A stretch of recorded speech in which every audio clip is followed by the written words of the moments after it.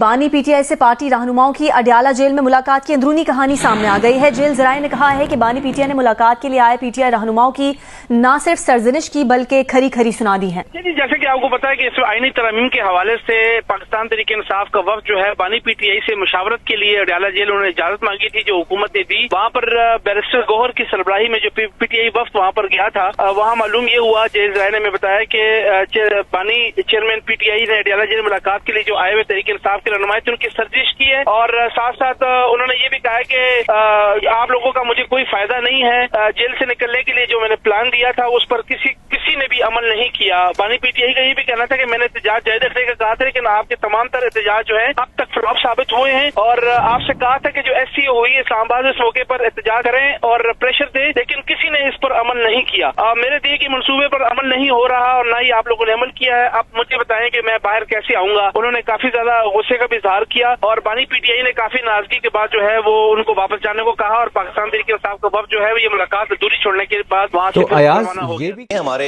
जो अपोजिशन के साथी हैं उनकी बातों का ज्यादा बुरा ना माने हमारे लोग, इस तरफ के लोग, हम उनकी सिचुएशन को समझें। मुझे आज भी ऐसा लग रहा है कि देखिए इनके पास ये ऑप्शन नहीं है कि ये जाएं और अपने बानी को ये कहें कि भाई हमने सब चीजें ठीक कर ली हैं। वो ये कहेंगे भाई तुमने ठीक कर ली, मैं जेल में बैठा हूं, ठीक कैसे कर रहे हो?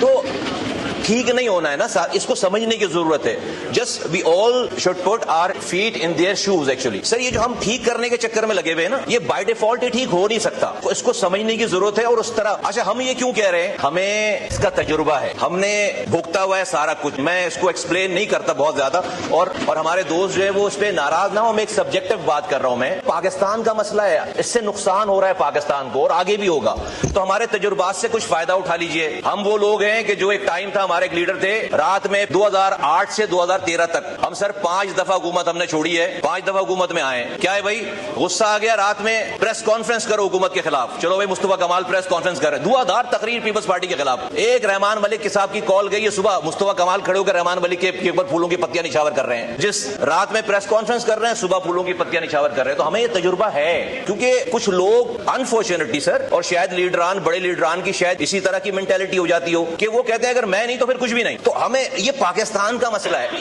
ये हो नहीं सकता। मुझे जब ये देखता हूं इन भाइयों को, सब लोगों को, मुझे इनसे बड़ी हमदर्दी है, क्योंकि हम ये भुगते हुए हैं, हमने भुगता है। लेकिन ये हो नहीं सकता कि ये जाकर अपने बानी को कहें कि हमने आज बड़ी जबरदस्त तकरीर की है, बड़ी अफवाह तफहीम की बात की है, हमने पाकिस्तान को आगे ले जाने की बात की है, हमने आपस में बैठकर जो है वो एग्रीमेंट कर लिया, कमेटी बन गई और मसले रिजॉल्व हो गए। नहीं, वो कहेंगे भाई कैसे मसले, मैं जेल में बैठा हूं तो मसले रिजॉल्व कर रहे हो, तो ये हो नहीं सकता। तो सर मेरी चंद गुजारिशात हैं। एक तो हमारे इस तरफ के दोस्तों को हालात की नजाकत को समझकर उस हिसाब से डील करें, और उस हिसाब से इनसे बात करें, और इनके ऊपर उतना ही बोझ डालें जितना ये बेचारे इसको बर्दाश्त कर सकते हैं। आज अगर आप देखें कि पीटीआई में सबसे पॉपुलर हस्ती कौन है, तो आपको खैबर पख्तूनख्वा के चीफ मिनिस्टर साहब का नाम आएगा। क्यों? उन्होंने बड़ी गवर्नेंस में बड़ी कारकर्दगी दिखा दी है? नहीं, वो he is playing to that gallery कि जिस तरह की गालियां एक्सपेक्ट की जा रही है उनसे कि वो दें, और जिस तरह की तबाही बर्बादी उनसे एक्सपेक्ट की जा रही है, he is performing that. Gauhar साहब जो चेयरमैन है, ये पॉपुलर आदमी नहीं हो सकते अपनी पार्टी के। अभी जो उन्होंने तकरीर की है, बड़ी जबरदस्त तकरीर की है, बड़ी जबरदस्त बात की, क्या ये पार्टी में सेल होगी? नहीं सेल होगी।